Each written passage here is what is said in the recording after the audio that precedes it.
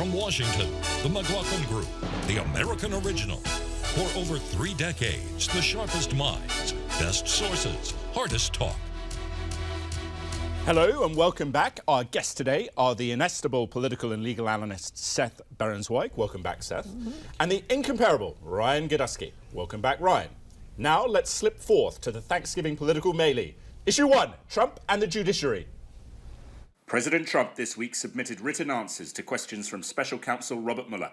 Mr. Mueller is investigating possible Trump campaign collusion with Russia and possible obstruction of justice by the president. But that wasn't the only legal news to involve the White House this week. On Wednesday, President Trump and Chief Justice John Roberts engaged in a war of words over whether the federal judiciary is biased. Pat, was President Trump right to take on the judiciary in this manner, and vice versa, Chief Justice Roberts? The Chief Justice made a terrible mistake getting into a Twitter war with a guy that's got 31 million followers and is really the Muhammad Ali of the tweets. Secondly, I mean, the Justice, he made a major... I think he's got about 310 million followers. But he made a terrible mistake, the Chief Justice said, look, first, what Trump said is exactly right. There are Obama judges and justices. I mean, Kagan and Sotomayor, and there are Trump judges and justices like Kavanaugh. So Trump is right there. Secondly, he's got a perfect right to criticize the judiciary. And, you know, and third, this whole issue has been a hot, boiling political issue for 50 years, and judges and justices and courts are not exempt from criticism, especially, you know, that coastal enclave of cultural Marxism, the Ninth Circuit. Eleanor. First of all, judges aren't as apolitical as Justice Roberts would like us to believe, but they aren't simple partisan toadies the way President Trump wants us to believe. And the fact that a Trump judge restored the CNN reporter's pass, that was a Trump judge, not an Obama judge, and plenty of judges who were not appointed by the other presidents have pushed back on other Trump policies. But picking a fight with Justice Roberts is the wrong person to pick a fight with, because the Mueller investigation or some offshoot is going to eventually get to the Supreme Court. And Justice Roberts does not want to go down in history as having all the Trump-appointed judges and the Republican-appointed judges just signing off on whatever Trump, the authoritarian, wants to do. And so I think Justice Roberts spoke for all of us Americans who want to look to the court as a place where there is, where justice can rule. So I don't think Roberts made the mistake. Trump made the mistake. Wrong person to pick a fight with. All right, before we get to the legal super genius, Seth, Ryan, how do you read this? Well, Justice Roberts was answering a question from the press, which is very unusual for a Chief Justice to do. So in that manner, it was very unusual and it was kind of wrong. But I think that Trump's opinion was correct in the sense that, you know, we have special interest groups like the ACLU trying to undo the 2016 election, because every time Trump does an executive order, mostly on immigration, they court shop, they look for a judge that will be sympathetic to them. And in the Hawaii decision, the Supreme Court decided 5-4 that, and they said in their written statement that the president can withhold, can not allow into our country any alien or group of aliens he deems not beneficial or concerning to or not to the American interest. And Trump has done that. And a judge in San Francisco said, no, you can't do that. And a judge in San Francisco is ruling against the Supreme Court's opinion just a few months ago. It's insane. And that is where the problem comes in, is these judges are taking away our own sovereignty. Oh, Seth, bring some reality in this. Oh, my Well, I goodness. think this is a dangerous stance for both the President and the Chief Justice. It's dangerous for the Chief Justice because he cannot afford, as Pat said, to jump into the mud pit and start slugging it out on social media, because he's going to lose that battle 10 out of 10 times. But, you know, judges are very powerful throughout the federal judiciary, including in the Supreme Court. And I have a suspicion that the Supreme Court's going to be making some determinations, not in the distant future, that's going to impact the administration. So at the end of the day, I think that the biggest danger is to the credibility of the Supreme Court. When I was seeing this battle getting teed up this week, I thought back to 2000 when the Supreme Court was getting wrapped around the axle in the Bush and Gore debacle. And at the end of the day, when Mr. Gore stepped in front of the camera, he said one very powerful sentence. He said, the Supreme Court has spoken. There is a certain aura of legitimacy and credibility that gets chipped away when the president continues to slam these federal Well, that was the beginning, Senator, actually, of the politicization, the extreme politicization of the court, dated with Bush v. Gore, because there was no precedent. There was nothing that decision was based on. And secondly, Justice Roberts had one statement he issued. He's not going to get in a Twitter war. He needed to say that, because you can't have the president out there telling the American people, oh, this judge is against me simply because another president appointed him. I'm right and the judges are wrong. That is ridiculous. This battle, I mean, it goes back before we were born. The 9 old men that FDR went after tried to pack the Supreme Court. You had the battle, I mean, you had the battles of Haynesworth and Carswell. When Nixon was in the White House, he went out there and ripped up the Senate over the Supreme Court. We fought over Bork. We didn't fight over Scalia. He sailed through. Yeah. But you've had battle after battle after battle. But isn't there a principle of judicial review, Pat, that we need to... Marbury v. Madison. Or Madison v. Marbury. I agree with Seth, though. Look, the Supreme Court Chief Justice, he ought to stay out of it. Frankly, they shouldn't go to the State of the Union addresses. But there's 130 years. There's 130 years of precedent giving this president power over immigration, including with Trump v. Hawaii. 130 years, and a district court makes a nationwide ruling saying, no, the president no longer has that authority. All right, let me ask you, wait. Let me ask Pat a question here. I want to challenge you. You're a student of history. Isn't there a moral principle, a political principle, that the president should respect the co-equal branch of government and sort of leave it alone, especially Trump, right? Even though other presidents maybe have not, because of how he acts on Twitter otherwise. The reason I disagree with that is this. Because the Supreme Court has asserted claims and rights.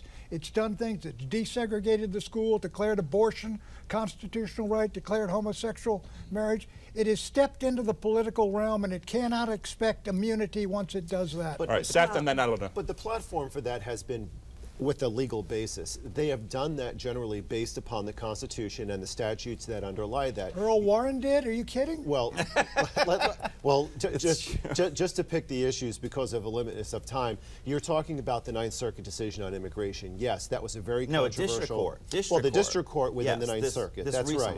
The reason why they did that was really more on procedural than substantive grounds, because they were saying that the president cannot create additional limitations by just throwing people into a port of entry, and that's not in the statute. I agree with you that there's always a political dimension to what's going on, but at the end of the day, these are things that flow under the Constitution and the statutes, and if it goes beyond that and it gets deteriorated in politics, there's no credibility. They are following the evolution of a society. There were impeach Earl Warren stickers in the South. They didn't like Brown v. Board of Education. They were all over the place, Eleanor.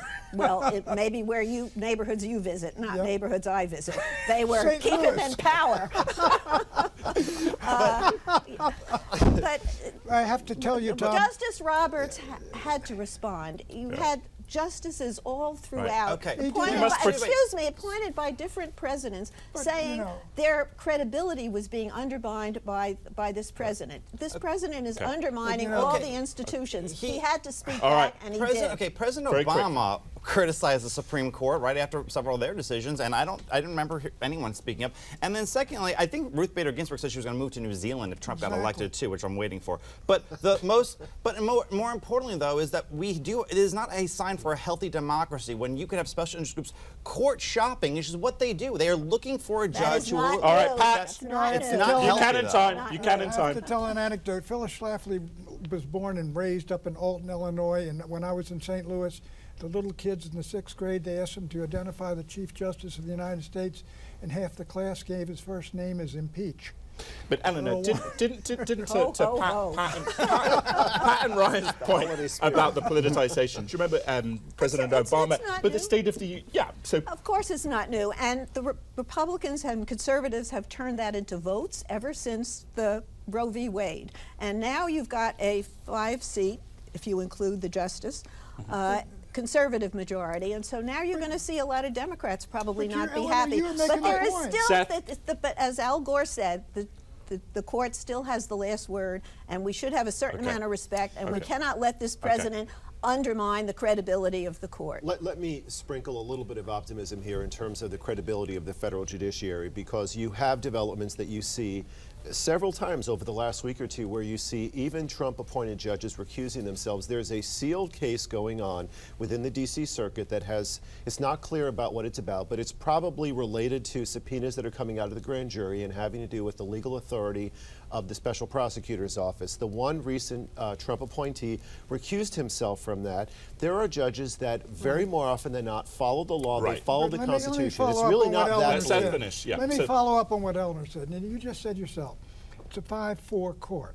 All 5 of the ones you're talking about were appointed by Republican presidents, and all 4 liberals were appointed by Democratic presidents. So Trump is just saying what is reality. Yeah, but there are Obama justices, and there are Reagan justices, and there are Clinton during justices. Watergate, you had 9-0 rulings when the Watergate tapes came before the court. 8-0. 8-0, okay. But the fact that they were appointed by a judge does not mean that they necessarily are going to vote that way. And that's the point that Justice Roberts is making.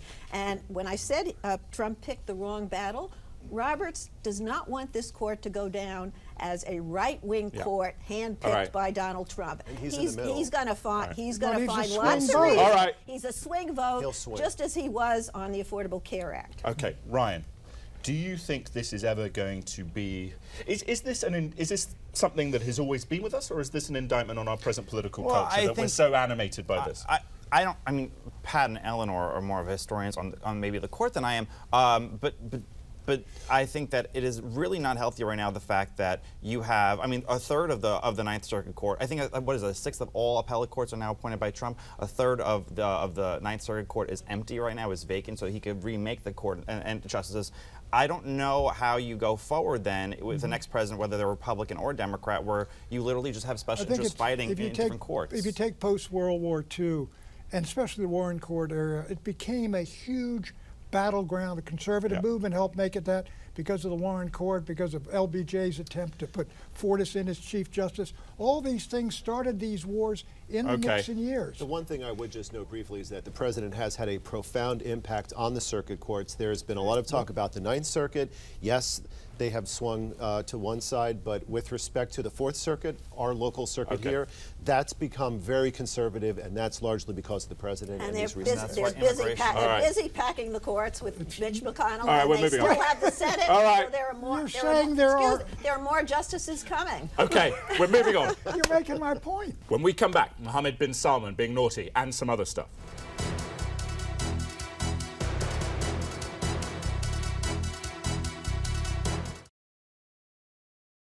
Welcome. I'm very excited today to be joined by some education experts to talk about education. We have Hansel Kang, the State Superintendent of Education for the District of Columbia. Next to her, Candace Hines is a kindergarten teacher in Tennessee. And next to her, Doug Mascar, who has served in senior roles at the Department of Education and in Congress, and is also an adjunct scholar at the Lexington Institute. What do you believe is the most important consideration when we're talking about doing this or having this turnaround with our lowest performing schools? There's so much potential there. You look in a classroom of 25, 20, 30, however many students are there, and every one of them has tremendous potential. And what is our job collectively to pull that out of them and give them time or a different way of expressing their abilities? And we've got examples. There's a number of states that are highlighted in the Promise to Practice report, whether it's a Massachusetts, a Tennessee. We looked at different states, Colorado, for example, states like Nevada, who may not be necessarily the first state you think of, but are doing some really powerful things that we can all learn from. So I'm optimistic, but with a backdrop of the urgency. Get better teachers in all of our classrooms every day, because they're the first point of contact with these students.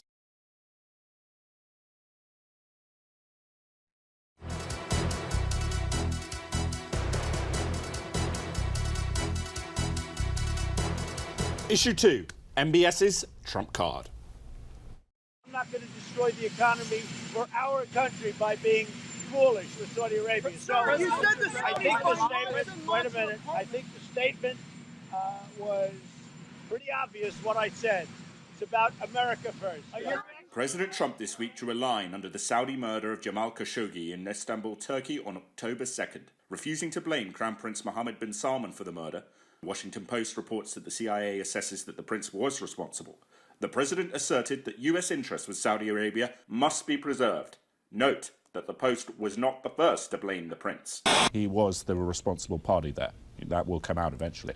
All right, but so we have this situation in which we've had a terrible, brutal murder. But is President Trump right for national interest to draw the line under that? You know, diplomacy is about nuance. You don't completely exonerate the guy. You don't stand up against your own intelligence agency and say, oh, they have feelings. But there's this small chance that maybe he did it, maybe he did it, maybe he didn't. You know, we have all these many millions, billions at stake. The Saudis now want to buy nuclear technology. The Senate is pushing back. Do we trust the Saudis to have nuclear technology? They want to process their own nuclear fuel. We didn't trust the Iranians to do that. We're going to now trust the Saudis because the president thinks that they're such a good business partner. And I would think that the incoming Democratic House, and Robert Mueller also, is probably looking at the financial connections between the Saudis and the Trump family. So I think this is a president who's willing to sell the country down the river, frankly. Wow, okay. I do. Pat? I agree with the basic point that Trump is willing to sell the country down the river? Right. No, but the basic statement that, look, you do have interest in Saudi Arabia, which you have to protect, and I believe that the prince is very likely to have been behind this. Where I disagree with the president is it was too cold and crass. We do stand for some things. I mean, we don't impose our views and values on countries, but the United States is a beacon of liberty. And so I think, and also his speech, opening remarks, were just trashing Iran, when I don't see the great moral preference for Saudi Arabia over the Iranians and how they behave. And my concern is this is a job that's being pushed by Mr. Bolton and others to move us right down the road into a confrontation and a war with Iran. Seth? Well, I think there's something very important going on quietly behind the scenes here, which is that Congress issued a Magnitsky Act notice to the president. 22 senators from both sides of the aisle issued a letter, and under the Magnitsky Act, he has 4 months to decide whether or not he's going to issue sanctions. And really, at the end of the day, when we're hearing the president talking about whether he's going to just say maybe he knew, maybe he didn't, it is what it is. Really, at the end of the day, first of all, when you look at the economic numbers that the president's posting, they're really not quite accurate anyway. I think we get more oil from Canada than we do from Saudi Arabia. But even aside from that, I think that at the end of the day, he's supposed to be running a country, not a hedge fund. And I don't really want to hear about numbers, and I just want to talk about the humanity and the ethical responsibility for the president to protect people abroad, and that's why we have these kinds of laws in place. It's important stuff. Right. Yeah, I thought, when I read it, because its first sentence is about, it's a dangerous world, and then they bash Iran, the second paragraph. And I said, this is what happens when John Bolton gets a hold of the White House computer. Listen, it wasn't a statement I would have put out. I don't agree with the statement. However, to imagine that Trump is acting any different than any other president in the last few decades have acted, it's more crass than maybe a few presidents have acted. When Bahrain violently put down protesters, President Obama sold them weapons. Same thing with Saudi Arabia when they were invading Yemen. Reagan sided with the general in Guatemala who had ethnic cleansing of natives there. Bush, Clinton rather. All right, we don't want the history lesson. But nonetheless, it's not unimaginable at present. Right. They all do this. It's realist. But this one feels different, though. I mean, you have a cold-blooded murder on NATO soil. These guys came in with a bone saw, and the president's just shrugging and saying, look, quote, it is what it is. At the end of the day, if the president doesn't uphold the law and doesn't uphold the spirit of what we are as a country, then We're what also, does he do? we're also He needs to issue we're also complicit in the war in Yemen, which is an unspeakable horror, and the president is looking the other way on that as well. But I'm sure the president is watching television, and he's seeing the riots and the protests in Paris, and their gas taxes have gone way up. They pay over $6 a gallon for gas there, and the president has said, thank you to the Saudis for keeping our oil prices so low. Tom? So he thinks he's, thinks he's made a good bargain here, and in terms of gas taxes, he probably has. I think Eleanor's got a point in this sense. That, look, what's going on, and of course it began under Obama, the support for Saudi Arabia in that war in Yemen against the Houthi rebels that have cost tens of thousands of dead. There are millions facing starvation. What the United States of America is doing, sustaining and supporting that enterprise, I don't know. I mean, the murder is horrible, but that thing is far more horrible. Pat, let me ask you a counterpoint question, though. Wouldn't you say that now we seem to be moving towards a ceasefire? Maybe the United States could not have had that power under Obama. President Trump has earned that influence. We need the ability just to tell the Saudis, no, we're not going to support that kind of war. There's no vital interest of ours in Yemen. Saudi Arabia is one of those countries that has immense amount of influence on our foreign policy. It doesn't seem to make much sense to me, and a lot of it's pegged off of being anti-Iran. And a lot of the problem with Iran is that we caused it by overthrowing Saddam Hussein in that stupid war in Iraq. Yeah, but when nations buy arms from us, we have leverage over them. It's not the other way around. The president is suggesting that the Saudis have us over a barrel because we need to sell all this. Obama sold them weapons too. Obama sold them weapons too. It's been going on for much longer than let's Donald Trump, Let's go back All to right, Lincoln enough, and Hoover. enough. I mean, how many rationalizations can you come up with? Another very important, another very important foreign policy issue this week, Seth, the climate change report that has come out that suggests cataclysmic change if no action is taken, but President Trump doesn't really like it. What do you think? Well, first of all, I found it very interesting that it got squeaked out on a Friday during Thanksgiving holiday weekend, even though it was supposed to be issued in December. So I think that when you're talking about the forthrightness of this kind of information, you've got Comey that's being told that he should come into a closed session. You've got this report on climate change that's being swept out with the garbage on a Friday during Thanksgiving. This is obviously a huge wake-up call. Climate change is real, and that is something man-made climate change. Yeah, and I think that's really where the president should say it is what it is. Okay, Pat, let's have the counterpoint. Well, the point is this is another report from the same folks, and all the warnings and all the things that were going to happen to us have not happened. They say in a number of years the Maldive Islands are going to go underwater, but however, the Arctic Ocean will melt and they can get ships crossing the whole. I don't believe, I'll tell you what, I do believe there's climate change. I do believe temperatures are rising. I do believe it has an effect. I do think man has an effect on this. But I think the idea that you can predict all of this and we should do something horrendous to ourselves now based on this is panic, and it's politically motivated. Eleanor. Well, it's not predicting, it's here. We've had 3 or 4 major storms in just the last year and a half, a little over a year. Michael, Florence, Harvey, they all have names, and those fires in California are devastating. The way they just swept the velocity of them, and they will. Right, exactly. It's only going to get worse. And you can stop. Let her finish. You can stop that by raking the leaves. That's a foolish thing. Well, You can laugh at it. I didn't say it. And you know, I'm not going to live to see the worst of climate change, but my grandchildren are, and we need to get the terrible pollutants out of the atmosphere. Oil and gas executives get rich. The atmosphere gets poisoned. All kinds of human and fauna and animal life cannot exist the way we have. When I campaigned in Iowa, the northern part was all broken up in hills and things, and the southern part was flat. I said, why? They said, because this is where the ice stopped in the Ice Age. Okay, and the Ice Age has moved all the way back up, Alaska, Greenland, and all the rest of it.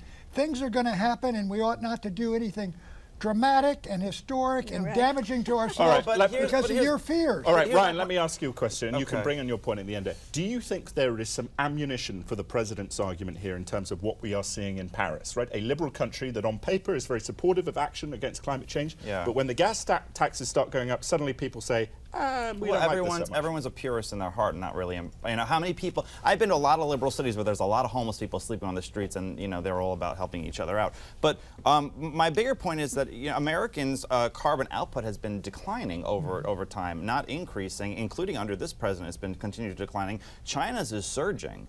China's part of the Paris Accord. They're not being held responsible apparently so is India. They're rising. A lot of the third world's rising. I don't really know what you want America to do other than maybe issue. Seth, I Seth. want all the liberal cities to help the homeless people. Well, they go to Portland, Maine, because it's Well, Let's let Seth then. and New York. Seth. We have a lot of technology out there in terms of renewable energy, alternative energy. There's a lot going on where we can really decrease carbon emissions. And one of the things that we need to do is to really leverage down into that. We have natural gas outlets and stations on the West Coast. I don't know why there is not more talk about an infrastructure of natural gas. There are technology companies that can replace your engine and take it off of fossil fuel, and for really a pretty affordable price. Okay, but why not do that? But Spain has a green economy of unemployment of 25% for over a decade. I think that is a big pipe dream to sit there and have this green economy that the left has been pushing for a while. Right. Well, you mean we're going to change our cars to that? Look, if people want to do solar energy and all the rest of it, the market will bring that to bear. If over time. But the idea, how much money, how much orders, how much dictation from government are you going to take for something you say is coming down the road and people don't believe it? People do believe it. Scientists do believe it. You are in a minority on this, whether you believe it or not. How come your reforms aren't going into play? Pardon me? How come you're not winning the argument in Congress? We are. We will begin to win the argument in Congress. Okay, you're going to impose taxes on everybody? Nobody's talking about imposing taxes on anybody. Well, carbon tax is the big thing. Is that not the idea? That is the idea. To have a carbon tax. And the green economy of Spain produced 30% unemployment for millennials and horrible situation. Stop the scare tactic. They did. It's numbers. All right. Enough. Seth, bring some order. Well, I agree with Eleanor that ultimately we're going to have a new Congress in January. There's going to be a lot of changes. Just I will agree with Pat on the final point. Let the market dictate. You have all of these great science and technology companies. Sorry, but we will be right back with predictions in one moment.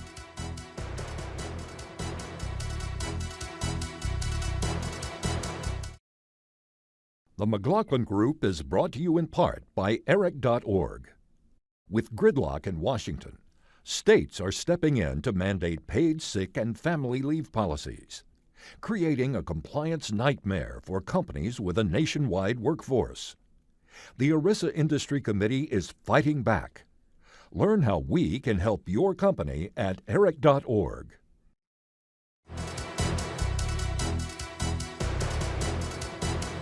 Predictions, Pat. Hillary's statement in Europe, or about Europe, that you're going to have to get a handle on immigration, plus the caravan in Tijuana, which is turning very bad and troublesome.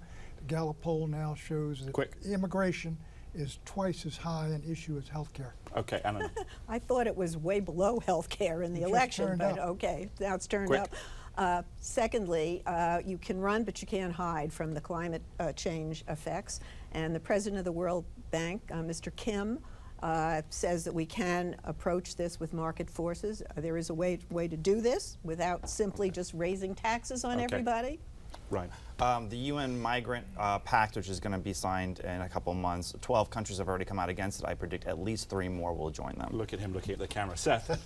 A flurry of indictments will be showering out of the Special Prosecutor's Office between now and January. They will include lots of Russians with complicated names, Donald Trump Jr. and Roger Stone. Okay. Seeing as Seth has just stolen my prediction, I'll do a different one. I predict that we will see action from the Russians against the United States next week, maybe in Syria, maybe in Europe. Anyway, hope you're enjoying your Thanksgiving leftovers. And in memory of our name, gobble gobble.